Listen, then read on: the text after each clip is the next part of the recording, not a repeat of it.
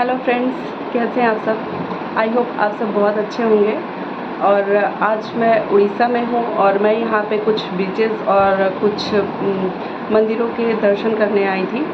तो सबसे पहले मैं आपको अपने इस वीडियो बनाने का मकसद बताना चाहूँगी कि जो मेरा उड़ीसा में जो एक्सपीरियंस रहा है मंदिर में या फिर और जगह जो यहाँ पे प्लेसेस हैं घूमने के, तो मेरा क्या एक्सपीरियंस रहा है और आप कहाँ पे जाएं, कहाँ पे ज़्यादा अच्छा लगेगा आपको, या फिर कहाँ पे क्या फैसिलिटी है, क्या मंदिर में लेके जाना है, क्या नहीं लेके जाना है, और पार्किंग के लिए क्या सुविधा है, मैं उसके बारे में आज सब कुछ शेयर करना चाहूँगी आपसे।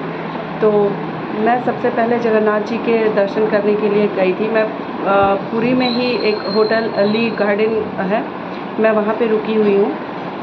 तो सबसे पहले हम लोग पुरी जगन्नाथ जी के दर्शन के लिए गए थे मंदिर में। तो वहाँ जाने के बाद जहाँ मंदिर के बिल्कुल मंदिर परिसर के बाहर ही कुछ पार्किंग थी, तो वो अनसेफ था। हम लोगों ने जब पूछा तो वहाँ पे जो खड़े थे पुलिस या और सब लोग थे, उन्होंने कहा कि ये अनसेफ है, आप पार्किंग के लिए अंदर है, वहाँ कुछ लोग थे, उनसे कहा कि आप बात कर लीजिए। तो यहाँ पे एक सुविधा ये है कि लोगों ने अपने घरों में पार्किंग बना रखी है।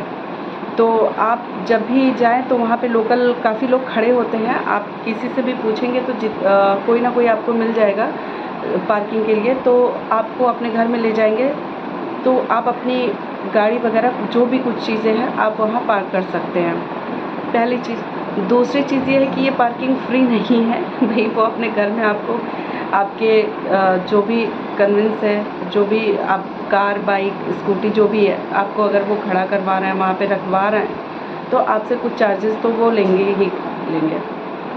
तो सबसे बड़ी चीज़ ये है कि मंदिर में आप मोबाइल नहीं ले जा सकते हैं, कोई भी चीज़ नहीं ले जा सकते। आप मंदिर में सिर्फ़ और सिर्फ जो दान करने के लिए चावल ले जाते हैं घर से, सिर्फ वो ले जा सकते हैं। सेकंड, आप पैसे ले जा सकते हैं जो दक्षिणा के रूप में आपको चढ़ाना है या प्रसाद खरीदना है। तो पैसा, चावल और प्रसाद अगर आप बाहर से ख़रीदते हैं तो इतनी चीज़ें, 3 चीज़ों के अलावा, और एक पानी का बॉटल, इसके अलावा आप मंदिर में कुछ भी नहीं ले जा सकते।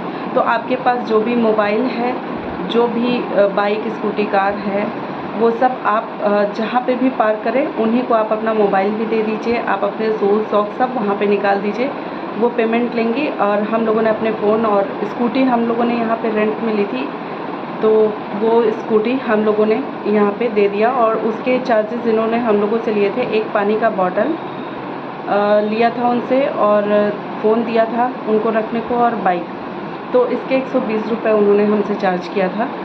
सेकेंड ये कि प्रसाद, आप जो लैया वाला प्रसाद होता है वो मंदिर के अंदर नहीं चढ़ता है, तो वो आप मंदिर से बाहर आने के बाद खरीदिए। और जो नारियल वगैरह मिलता है प्रसाद में, आप वो ले सकते हैं, मंदिर में वो चढ़ जाता है। लेकिन मंदिर परिसर के अंदर जाएंगे तो आपको कई पंडित जी मिलेंगे और वो बोलेंगे कि आइए मैं आपको दर्शन करा देता हूँ अच्छे से। तो आपसे रिक्वेस्ट है कि आप प्लीज़ किसी भी पंडित जी के चक्कर में मत पड़िए, वरना आपके अच्छे खासे बजट जाने वाले हैं। तो मैं बताऊंगी कि मैंने ऐसा क्यों कहा। तो आप किसी पंडित जी के चक्कर में ना पड़िए। आप प्रसाद, नारियल, अगरबत्ती बाहर से लेना चाहते हैं तो बाहर से ले लीजिए, नहीं तो अंदर वो जैसे हम लोग के यहाँ खाजा होता है, मीठा होता है, वो बनता है, वो मंदिर के अंदर मिलता है प्रसाद, और एक दिया मिलती है। तो दिया मंदिर में नहीं जलाना है, मंदिर से जब नीचे आप उतरेंगे तो वहाँ पे दिया जलाने का ऑप्शन होता है आपके पास में। तो आप चाहे बाहर से नारियल वगैरह ले लीजिए, मंदिर का प्रसाद अंदर से ले लीजिए, वो आपके ऊपर डिपेंड करता है। मंदिर के अंदर का प्रसाद थोड़ा महंगा है, बाहर का प्रसाद थोड़ा सस्ता है। तो पहला ये। और मैंने क्यों मना किया कि पंडित जी के चक्कर में बिल्कुल मत पड़िए, क्योंकि हम लोग जब मंदिर के अंदर आए, पंडित जी ने कहा प्रसाद खरीद लीजिए अंदर से, हमने ले लिया। प्रसाद लेने के बाद पंडित जी ने कहा इसमें कुछ दक्षिणा आप रखिए, तो हम लोगों ने वहाँ उसमें दक्षिणा रखा। उन्होंने कहा प्रसाद हमको दे दीजिए और हम ले जाके अंदर आपका भी चढ़वा देते हैं। फिर वो हमारे साथ अंदर गए। उन्होंने कहा कि अंदर दर्शन करने के लिए आपको जो है टिकट लेना पड़ेगा। फिर वहाँ हम लोगों ने पेमेंट किया, टिकट लिया, अंदर गए। अंदर दर्शन बिल्कुल नहीं हुआ, क्योंकि जगन्नाथ जी की कल को छोड़ के उसके बाद यात्रा निकलने वाली है, तो कपाट बंद था। सोचिए, टिकट लेने के बाद भी उनके दर्शन नहीं हुए। ठीक है। तो ये वहाँ के पंडित जी ने कहा कि अब टिकट ले लीजिए, आपको दर्शन हो जाएगा। तो पहले तो उन्होंने प्रसाद में खरीदवाया अंदर से अलग से, ऊपर से उस प्रसाद में उन्होंने पैसे रखवाए, देन उन्होंने टिकट के पैसे खरीदवाए, फिर वहाँ पे अंदर मंदिर में जाके वहाँ पे दक्षिणा चढ़वाया। उसके बाद फिर वापस निकल के आया और बोला कि जो है हमें मैंने आप इतनी मेहनत की, आपके साथ में लगा रहा, तो मुझे भी कुछ दक्षिणा चाहिए। फिर आप उनको दक्षिणा देंगे, फिर आप मंदिर से बाहर निकल के आएंगे तो जो जगन्नाथ जी का भोग का प्रसाद है वो भी पैसे से ही मिलता है। उसमें चावल होता है, दाल होता है, 2 तरह की कद्दू की सब्ज़ी होती है, एक मीठी एक नमकीन, और फिर एक मीठा चावल होता है। वो बहुत थोड़ी थोड़ी क्वांटिटी में होता है, तो वो एक पत्तल का 100 रुपये पड़ता है। फिर आप वो प्रसाद खरीद के खाएंगे। उसके बाद वहाँ पे और बाकी पंडित जी आएंगे कि बेटा कुछ दे दो, आप भोग का प्रसाद खा रहे हो, हमें भी दे दो, ये कर दो। मतलब प्रसाद नहीं लेंगे, उन्हें सिर्फ पैसा चाहिए। तो मतलब मंदिर के अंदर घुसते ही आपसे सिर्फ पैसे की बात की जाएगी और किसी चीज़ की नहीं। मैं ये सब आपको इसलिए बता रही हूँ क्योंकि मैं मंदिर में जाने के बाद एक जगह मैं बहुत डिसअपॉइंट हुई हूँ पंडित जी की वजह से ही।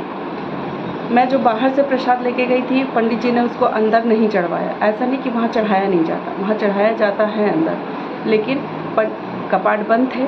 बाहर जो 2-4 मूर्तियाँ थी भगवान जी की, उसमें भी उन्होंने मंदिर के मूर्ति के पास भी नहीं जाने दिया। दूर से बोले दर्शन कर लो, टिकट के पैसे लेने के बाद भी दूर से दर्शन कराया।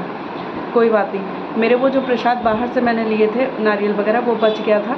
तो मंदिर से बाहर निकलते टाइम मैंने एक पंडित जी को दिया, क्योंकि यहाँ पे कई जगह मूर्ति बनी हुई है, हर जगह कहीं ना कहीं पंडित जी बैठे रहते हैं। तो मैंने एक पंडित जी को दिया और बोला कि पंडित जी इस प्रसाद अंदर नहीं चढ़ पाया है और इसको आप मतलब जगन्नाथ जी को चढ़ा दीजिए।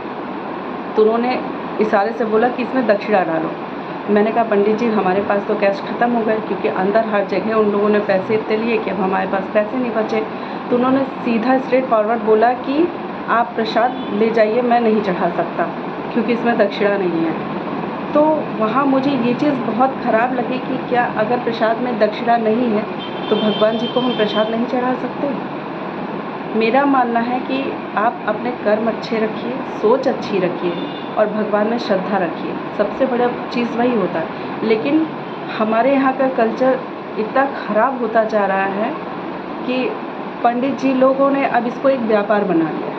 आपकी जो श्रद्धा, मैं ये नहीं कहती कि मंदिर में दान नहीं करना चाहिए, मंदिर में बिल्कुल दान करिए, क्योंकि मंदिर जो कुछ भी मंदिर में बनता है या मंदिर को सेफ रखना है तो उसके लिए पैसे की ज़रूरत होती है, तो वो दान करिए। लेकिन पंडित जी को ये सोचना चाहिए था कि अंदर इतना पैसे तो हम लोग ऑलरेडी दे दिए थे, अगर एक जगह पैसे नहीं दे पाए तो आप प्रसाद डायरेक्ट ये कह के कि इसमें दक्षिणा नहीं है तो मैं नहीं चढ़ाऊँगा और आप प्रसाद ले जाइए, ये गलत बात था। वहाँ पे उनकी अपनी सोच है, ये मेरी अपनी सोच है जो मैंने बताया।